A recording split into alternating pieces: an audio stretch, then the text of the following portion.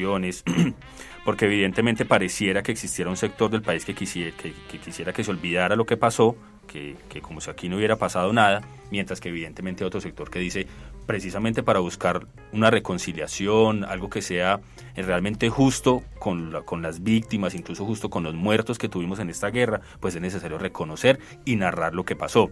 Hay algo interesante también, y es cómo nosotros pareciera que tuviéramos como sociedad como un ánimo más punitivo, ¿cierto? Más allá de lo restaurativo. Precisamente lo que se busca con estos ejercicios de la memoria no es un castigo físico, ¿cierto? O un castigo de este tipo, sino que sea más cómo la víctima queda restaurada. Y Óscar lo decía ahorita, uno de los asuntos centrales de la restauración es la verdad. Las víctimas, cuando uno habla con ellas, con algunas de ellas, permanentemente le dicen a uno, y la inquietud y la interpelación con la que ellos quedan es: yo quiero saber qué fue lo que pasó, por qué fue lo que pasó, más allá de si el victimario o el combatiente se queda en la cárcel 20 años o si lo mandan para una finca a trabajar. Entonces, creo yo que este asunto de la reconciliación está atravesado por la verdad, pero también por tratar de encontrar otros tipos de justicia que realmente le aporten a este asunto de la verdad. Nosotros, por tener este ánimo punitivo, por ejemplo, mandamos a los paramilitares, a los comandantes paramilitares para los Estados Unidos y nos quedamos sin saber qué fue lo que pasó. Mientras que desde otra lógica un poco más restaurativa uno pudo haber pensado que se puede haber hecho otro tipo de justicia, aplicar ese otro tipo de justicia para que evidentemente las víctimas supieran lo que pasó. Y lo otro que me parece importante es el asunto del perdón. Yo por estos días ando leyendo unos textos de Jacques Derrida, que ha trabajado el perdón, ¿cierto? Y él dice una frase que es bien polémica con él, y es: el asunto es que se perdona lo imperdonable. Y él lo refiere a los asuntos de que muchas veces se han instrumentalizado los asuntos del perdón, como si el perdón fuera obligatorio, como si no fuera una cuestión que tuviera que salir fundamentalmente de la víctima o del victimario, pero que evidentemente, pensando en los asuntos de la reconciliación, es fundamental que nos perdonemos. Incluso con lo que Óscar decía ahorita, en los procesos de paz con La Habana, muchas veces las FARC fueron a comunidades, no se hizo espectáculo el perdón, particularmente por ejemplo en el caso de Bojayá, ellos se reunieron con las comunidades a puerta cerrada, sin medios de comunicación, y le pidieron perdón a las comunidades y a las víctimas de Bojayá por lo que pasó. Eso creo que nos ayuda y nos aporta a estos procesos de reconciliación, a estos procesos de construcción de la memoria, en aras de ir superando lo que nos pasó, porque creo que hay algo en lo que todos estamos de acuerdo, y es que no queremos que se repita. O sea, una guerra que deja 260.000 muertos, 80.000 desaparecidos, no queremos que se repita. Y para eso pues tenemos que hacer los ejercicios necesarios de verdad, de justicia, de reparación, incluso de perdón, para poder trascender y mirar un poco más allá.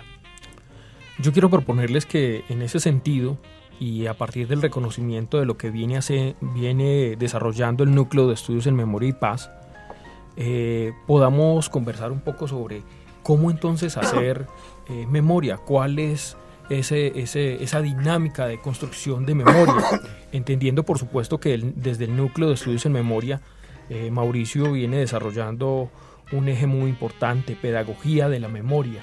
¿Cómo construir entonces esa memoria desde la pedagogía, Mauricio?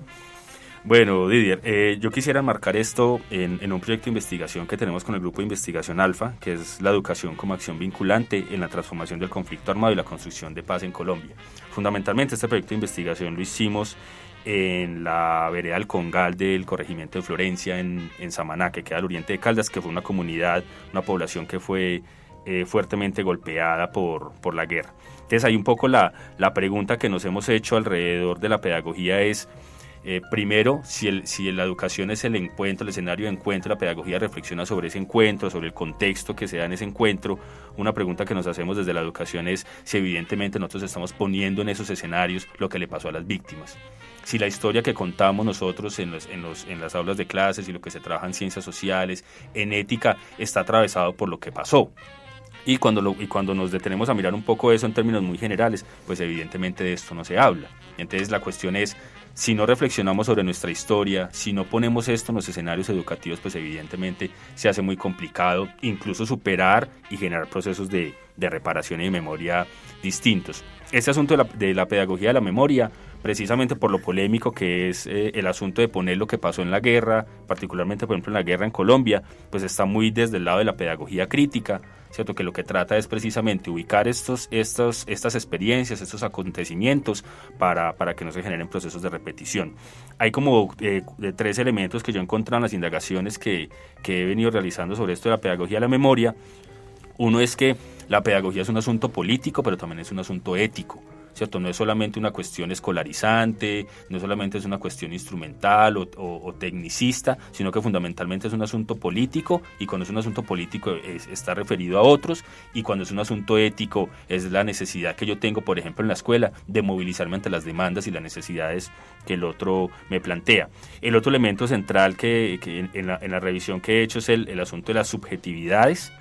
Aquí lo que se ha planteado es que estos procesos de subjetivación de lo que pasó está atravesado por asuntos de narrar, ¿cierto? Desde los asuntos del testimonio. Aquí, por ejemplo, desde las ciencias sociales, la investigación narrativa le ha aportado un montón de cosas a esta necesidad de que la gente cuente lo que pasó y que se reconozca esas cuestiones. Y el otro elemento, desde la pedagogía de la memoria, es el asunto de la transformación social, y es que necesitamos reconocer lo que pasó para que no se vuelva a repetir y sirva como acción simbólica de reparación para las víctimas. Entonces, creemos que ahí hay un eje importante sobre el cual podemos reflexionar, no solamente entonces quedarnos en la cuestión de reconstruir, ¿cierto? De recuperar la experiencia, los acontecimientos de las víctimas, sino también la pedagogía nos permitiría como socializar, ¿cierto? Como amplificar todo esto que pasó para que evidentemente nosotros también aprendamos, no solamente desde los escenarios escolares formales, sino también desde la cotidianidad. Me parece muy bien, pero quiero decirles algo. En una sociedad como la nuestra, en donde la información, estamos permeados constantemente de un sinnúmero de información, en donde también vemos que la ética en términos del manejo de la información tergiversa a veces esas condiciones de realidad, y que de manera explícita pone diversos enfoques de interpretación de los hechos, de las realidades. Pues efectivamente los riesgos para la memoria, los riesgos para reconocer que la memoria puede permitirnos un proceso de comprensión, de interpretación, diría yo, de sanación, ¿cierto? De acuerdo a los hechos derivados del conflicto que hemos vivido, pues efectivamente nos pone en un escenario en donde esa pedagogía de la memoria debe pues enfocarse en un asunto que permita generar una interpretación, como lo decía Mauricio, orientada a ese reconocimiento de la verdad, ¿cierto? Pero por supuesto allí persiste el riesgo. ¿Cómo asumir esos riesgos dentro de un proceso de construcción de la memoria? ¿Cómo evitar que la interpretación de la verdad pues pueda tergiversarse y pueda manipularse, más hoy cuando estamos enfrentados a este cúmulo de información y de fuentes que por supuesto en ocasiones desfiguran la verdad? Yo pienso que estamos ante un fenómeno particular bastante complejo. Digamos que la globalización abre fronteras en muchos niveles, pero también genera nuevas fronteras, no limitantes. Hay un limitante fundamental que es la concepción de la realidad. Digamos que esta instrumentalización de la realidad, lo que ahora digamos que se viraliza, por ejemplo, las fake news, todas las noticias falsas que se vuelven una realidad para la gente. Entonces digamos que son reacciones en cadena que muchas veces tienen una magnitud tan amplia que en múltiples ocasiones ni siquiera hay una constatación de la realidad y se quedan en versiones falsas, que es como lo más complejo. Eso mismo pasa con la memoria. La memoria empieza a concebir, digamos, algunos elementos particulares de esa enajenación de la realidad, en la cual se empiezan a construir unas narrativas que no son ciertas, y en el marco de esas narrativas que no son ciertas se termina falseando, por decirlo así, esa realidad. Pienso que es un riesgo de la memoria. La memoria tiene como muchas variables de interpretación particular. No obstante, pienso que es un riesgo en la concepción de la memoria. La idea digamos, de que vamos a narrar una memoria objetiva, vamos a narrar realidades. Y la memoria intenta concebir realidades, intentar ser muy fiel a esas realidades, pero también intentar, digamos, reconocer que hay un montón, digamos, de elementos modernos, contemporáneos, como eso que mencionamos de las noticias falsas, que empiezan a concebir, a generar otra forma de ver la realidad, y a eso hay que enfrentarse. Pienso que la única forma de enfrentarse es ir e intentar indagar y constatar que esas narrativas tengan un peso real, digamos, un soporte real que legitimen la acción, digamos, de lo que se está narrando. Pienso que hay un fenómeno en la concepción de esos imaginarios, cuando se crean imaginarios de realidad, y es que terminan siendo muy peligrosos porque terminan instrumentalizando la realidad con fines particulares, o económicos, políticos, culturales, pues termina instrumentalizando. Hay una intencionalidad, digamos, en ese mismo marco. La pregunta es cómo hacer que la memoria sea una herramienta de enfrentar esa misma enajenación de la realidad. La memoria sea una herramienta de narrar directamente los acontecimientos y de generar mejores límites de análisis de lo que está pasando. Digamos, en el caso colombiano, si uno mira el marco de la polarización política permanente, tiene que ver con eso, un montón de noticias falsas que emergen y se convierten en realidad para la gente. La pregunta es cómo superar esa realidad y cómo empezar a ver la memoria como una herramienta de transformación de esa misma concepción, digamos, de la realidad.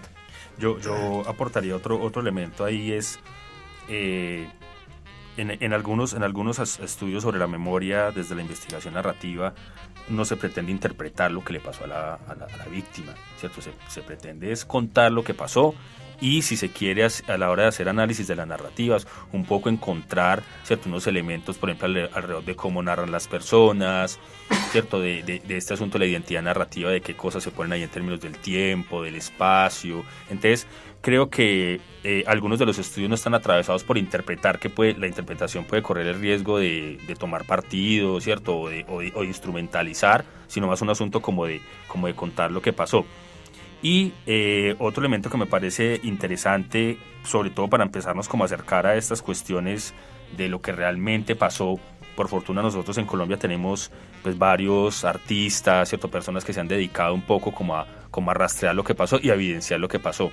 Justo ahorita en el Festival Internacional de Cine de Manizales se va a presentar la película de Ciro y yo, ¿cierto?, que es la historia de un hombre que sus 3 hijos estuvieron atravesados por los asuntos de la guerra, incluso él fue desplazado por los paramilitares, después por el ejército, incluso ya estando en Bogotá siguió siendo revictimizado, y ahí fundamentalmente lo que se está contando es la experiencia de este señor. No se está diciendo si Ciro tenía responsabilidades o no tenía responsabilidades, sino que era un poco como contar. Lo otro que también ha hecho, por ejemplo, Doris Salcedo, que también es una artista que se ha dedicado a permitirle tener experiencias a las personas frente a lo que pasó en la guerra, pues también es una cuestión de solidaridad, de reconocimiento.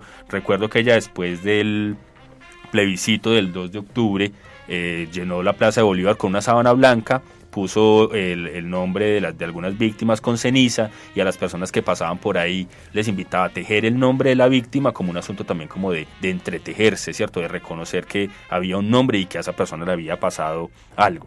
Y el otro referente que tengo también de cómo se puede evidenciar esto y no caer de pronto como en la trampa de la manipulación es lo que ha hecho Juan Manuel Echavarría, ¿cierto?, un artista también, un hombre que ha tomado, por ejemplo, fotografías de lugares de escuelas, por ejemplo, en el sur de Bolívar, que han quedado abandonadas por la guerra. Ahí básicamente lo que se demuestra fue lo que pasó, y frente a eso es muy complicado uno negar que pasaron ese tipo de situaciones o ese tipo de acontecimientos, pues porque evidentemente están hablando un poco de la experiencia. Entonces creo yo que si bien estas cuestiones de la memoria pueden caer en el asunto de la manipulación, pues por fortuna creo yo también que existen como otras formas de enfrentar esa manipulación, y la invitación que uno haría claramente es la necesidad de que la gente se acerque directamente como a las fuentes, ¿cierto?, que no se deje llevar solamente por algunos comentarios de ciertas personas que evidentemente lo que han buscado es tergiversar como los acontecimientos.